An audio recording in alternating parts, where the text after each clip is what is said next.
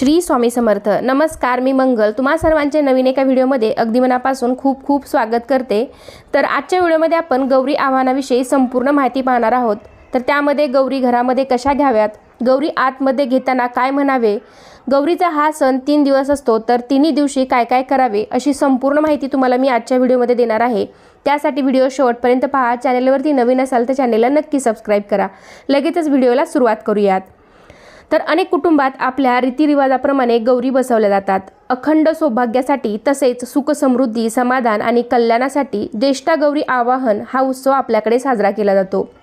3 दिवस चालणाऱ्या या उत्सवात पहिल्या दिवशी गौरीचे आगमन, दुसऱ्या दिवशी गौरीचे पूजन आणि तिसऱ्या दिवशी गौरीचे विसर्जन केले जाते। गौरी म्हणजेच पार्वती या भगवान शंकर यांच्या पत्नी आणि विघ्न विनाशक गणपती बाप्पांच्या माता आहेत। गौरी हे माता पार्वतीचे दुसरे नाव आहे। भाद्रपद महिन्यात शुद्ध अष्टमीला ज्येष्ठा व कनिष्ठा गौरी आवाहन केले जाते। हा उत्सव 3 दिवस चालतो। महालक्ष्मी ही समृद्धीची देवता असल्याने गौरीची पूजा करतात। एक भगवान विष्णू यांची पत्नी आणि दुसरी भगवान शंकर यांची पत्नी पार्वती, या दोघींनाही लक्ष्मी म्हणून आपण पूजत असतो। पण या दोघींमध्ये देवी पार्वती या ज्येष्ठा गौरी म्हणून ओळखल्या जातात। गौरी ठरलेल्या दिवशी येतात आणि ठरलेल्या दिवशीच जातात। त्यामुळे 3 दिवसाच्या माहेरपणासाठी आलेल्या या गौरीचे माहेरपण अगदी थाटामाटात केलं जातं। म्हणजे गौरी ही 3 दिवसांची आपल्या घरी पाहुणी असते। ती माहेरवाशीण म्हणून येत असते। त्यामुळे या दिवशी आनंदाने उत्साहाने गौरीचे आगमन करायचं असतं। तर यंदा ज्येष्ठा गौरी आवाहन रविवार दिनांक 31 ऑगस्ट 2025 रोजी असणार आहे। या दिवशी गौरी आत घेण्याचा शुभ मुहूर्त सकाळपासून ते संध्याकाळी 5:25 असणार आहे। त्यानंतर दुसऱ्या दिवशी ज्येष्ठा गौरी पूजन केले जाते। तर हे सोमवारी 1 सप्टेंबर 2025 रोजी पहाटे 5:59 पासून ते संध्याकाळी 6:43 असणार आहे। आणि तिसऱ्या दिवशी ज्येष्ठा गौरी विसर्जन केलं जातं। म्हणजेच मंगळवार दिनांक 2 सप्टेंबर 2025 रोजी संध्याकाळी 9:50 तुम्ही गौरी विसर्जन करू शकता। म्हणजेच मंगळवारी रात्री साधारणतः 10 वाजेपर्यंत तुम्ही गौरीचे विसर्जन करू शकता। ज्येष्ठा गौरी या नक्षत्र प्रधान देवता असल्यामुळे या दिवशी जे नक्षत्र ज्या वेळेपर्यंत आहे त्याच्या आतमध्येच गौरीचे आवाहन केलेले असते। तसेच दुसऱ्या दिवशी 1 सप्टेंबर 2025 रोजी अष्टमीला गौरीचे पूजन करावे। दिवसभर पूजनाची वेळ आहे, कारण काही ठिकाणी विदर्भामध्ये संध्याकाळचे गौरीचे पूजन केलं जातं। नैवेद्य संध्याकाळी दाखवला जातो। काही ठिकाणी सकाळी पूजन होऊन दुपारी नैवेद्य दाखवला जातो। अनुराधा नक्षत्रावर मुहूर्त साधत गौरीची प्रतिष्ठापना केल्यास अधिक मंगलदायक ठरते। भाद्रपद महिन्याच्या शुक्ल पक्षात अनुराधा नक्षत्रावर गौरीचे घरोघरी आगमन होते। ज्यांना आपल्या घरी गौरी आवाहन करायचे असते त्यांनी या शुभ मुहूर्तावर गौरी आणाव्यात। गौरी पूजनाला काही ठिकाणी महालक्ष्मी पूजन असेही म्हणतात। गौरीचे हे पूजन ज्येष्ठा नक्षत्रावर केले जाते, म्हणून त्यांना ज्येष्ठा गौरी आवाहन असे म्हणतात। तर गौरी घरात घेण्यापूर्वी आपले अंगण, घर स्वच्छ असणं गरजेचं आहे, कारण आपण बाहेरूनच गौरी घरामध्ये आणत असतो। तर या दिवशी घरामध्ये छानशी रांगोळी काढावी, त्यामध्ये लक्ष्मीची पावले काढावीत, कारण आपल्याला गौरीचं छान असं स्वागत करायचं आहे। त्यामुळे छान रांगोळी काढावी। त्याचबरोबर तुळशीसमोर सुद्धा रांगोळी काढावी, लक्ष्मीची पावले काढावीत, कारण या दिवशी तुळशीसुद्धा पूजा केली जाते। तुळशीपासूनच गौरी आपल्या घरामध्ये घेतल्या जातात।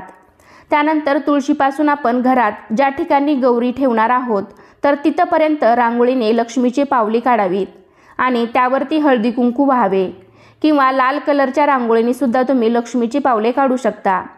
त्यानंतर एका परातीमध्ये किंवा सुपामध्ये किंवा पाटीमध्ये धान्य भरून ठेवावे आणि त्यामध्ये लक्ष्मीचे म्हणजेच गौरीचे मुखवटे ठेवावेत। त्यांची 2 बाळे ठेवावीत। दोन्ही मुखवटे त्यांच्यामध्ये छोटीशी गणपतीची मूर्ती किंवा सुपारी ठेवावी। गौरीच्या डोक्यावरती एखादा नवीन ब्लाऊज पीस टाकावा। गौरीला मंगळसूत्र, वस्त्रमाळ घालावी। गणपतीला देखील वस्त्रमाळ घालावी। तसेच त्यांच्या 2 बाळांना सुद्धा वस्त्रमाळ घालावी। 2 गौरी आणि गणपती असे तिघांचे 3 विडे ठेवावेत। 2 विड्यांची पाने प्रत्येकी, त्यावरती खारीक, खोबरं, हळकुंड, बदाम, सुपारी, नाणं, 1 फूल असं ठेवावं। तुळस सुद्धा आपण गौरीजवळच ठेवायची आहे, किंवा घराबाहेर अंगणामध्ये तुळशीजवळ जर जागा असेल तर त्या ठिकाणी सुद्धा तुम्ही नेऊन तर त्या ठिकाणी गौरी तिथेच नेऊन ठेवायच्या असतात. तुळशीजवळच एक पाट ठेवून त्यावर गौरी ठेवल्या जातात. आरतीचं ताट वगैरे केलं जातं. आजूबाजूच्या स्त्रियांना देखील बोलवलं जातं. कोणी 5 सुवासिनी स्त्रिया आल्या तरीही चालतील. त्यानंतर सर्वच घरातल्या स्त्रियांनी व बाहेरील आलेल्या स्त्रियांनी गौरीचं पूजन करायचं असतं. काही ठिकाणी केवळ मुखवट्याची पूजा होते तर काही ठिकाणी पूर्ण उभ्या गौरी पूजल्या जातात.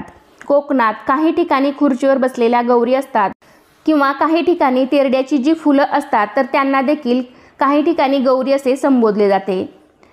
तसेच काही ठिकाणी 5 मडक्यांची उतरण करून त्यावर गौरीचे मुखवटे लावून त्या उतरंडीलाच साडी चोळी नेसवतात, दागिने घालतात आणि त्याची पूजा करतात. तर काही ठिकाणी पानवट्यावर जाऊन 5, 7 किंवा 11 खडे आणून त्याची पूजा करतात. तर भाग बदलला की थोड्याशा पद्धतीही बदलतात. त्यामुळे प्रत्येक ठिकाणची पद्धत ही थोडीफार वेगवेगळी असू शकते. तर आता मी आमच्याकडे ज्या पद्धतीने गौरीचे पूजन केले जाते तर त्या पद्धतीने मी तुम्हाला सांगत आहे. तुमच्याकडे थोडीफार पद्धत वेगळी असू शकते. तुमच्या परंपरेनुसार जी पद्धत आहे तर त्यानुसार तुम्ही करू शकता. त्यानंतर गौरी आत घेताना कुंकवाचं पाणी एका ताटामध्ये करायचं असतं आणि ते पाणी गौरी आत घेताना तुळशीपासून ते गौरी ज्या ठिकाणी स्थापन करणार आहोत तर त्या ठिकाणापर्यंत हात उमटवले जातात आणि घरातल्या एखाद्या सवाष्ण स्त्रीने या गौरी हातामध्ये घ्यायच्या असतात आणि कोणी एका स्त्रीने कुंकवाची पावले उमटवत आत यायचं असतं. गौरी घरात घेताना मात्र घंटानाद करायचा असतो किंवा ताट चमच्याने वाजवत गौरी या घरात आणायच्या असतात आणि आत येताना उंबऱ्यावरती ठेवलेलं धान्याचं मापटं ओलांडून आत यायचं असतं. ज्या स्त्रीने गौराई हातात घेतलेल्या आहेत तर त्या स्त्रीने उजव्या पायाने मापटं ओलांडून आतमध्ये यायचं असतं. आमच्याकडे उंबऱ्यावरती एक धान्य भरून माप ठेवलं जातं तर काही ठिकाणी उंबरट्यावरती एक माप ठेवलं जातं आणि पुढे 4 ग्लास भरून सुद्धा ठेवले जातात. तर अशा प्रकारे 5 ठेवले जातात. तर काही ठिकाणी 1 सुद्धा ठेवलं जातं. जशी तुमच्याकडे पद्धत आहे त्यानुसार तुम्ही करू शकता. तर हात उमटवणाऱ्या स्त्रीमध्ये आणि गौरी घेतलेल्या स्त्रीमध्ये या दोघींमध्ये एक संवाद होत असतो. गौरी घेतलेल्या स्त्रीने म्हणायचं गौरी आल्या, हात उमटवणाऱ्या स्त्रीने म्हणायचं कशाच्या पावली. त्यानंतर गौरी घेतलेल्या स्त्रीने म्हणायचं धनधान्य, धनसंपदा, पाऊस, लेकरं बाळं, म्हणजे असं म्हणत गौरी आत घेईपर्यंत प्रत्येक वेळी म्हणावं गौरी आल्या कशाच्या पावली, सुख समृद्धीच्या पावली. गौरी आल्या कशाच्या पावली, शांती गुराढोराच्या पावली. गौरी आल्या कशाच्या पावली, सोन्या चांदीच्या पावली. गौरी आल्या कशाच्या पावली, हळदी कुंकवाच्या पावली. गौरी आल्या कशाच्या पावली, धनधान्याच्या पावली. गौरी आल्या कशाच्या पावली, गुराढोरांच्या पावली. असं सगळं म्हणायचं असतं. कारण गौरी घरात येताना सुख, शांती, समृद्धी हे सर्व घेऊन येत असतात. त्यानंतर गौरी आत घेतल्यावरती सगळ्या घरभर फिरवायच्या असतात. आपलं किचन, देवघर सगळीकडे त्या फिरून ज्या ठिकाणी बसवायच्या आहेत त्या ठिकाणी आणून त्या ठेवायच्या असतात. त्याचबरोबर आलेल्या सर्व स्त्रियांना हळदी कुंकू लावायचं असतं. गौरी आत घेतल्यानंतर सर्वात आधी गणपतीची आरती म्हणायची, त्यानंतर गौरीची आरती म्हणायची. आरती केल्यानंतर सर्व आलेल्या स्त्रियांना प्रसाद वाटावा. त्यानंतर लगेच आपण गौरीला भाजी भाकरीचा नैवेद्य दाखवायचा असतो. पहिल्या दिवशी गौरी आल्यावर त्यांना भाजी भाकरीचा नैवेद्य दाखवला जातो. तर यामध्ये विशेष करून शेपूची भाजी बनवली जाते. नसेल तर तुम्ही इतर कोणतीही पालेभाजी बनवू शकता.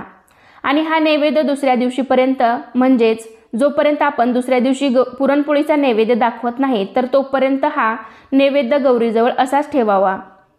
एकदा का गौरी आत घेतल्या की मग तुम्ही तुमच्या सवडीनुसार गौराईला हवं तसं सजवू शकता. गणपतीच्या मूर्तीजवळ गौरीची स्थापना करावी. शक्यतो माहेरवाशिनीच्या हातूनच गौरीची स्थापना होते. तिला साडी नेसवली जाते, तिला छानसं नटवलं जातं. छान दागिने, फुलांचे हार, नव्या साड्या नेसून गौरीला छान सजवले जाते.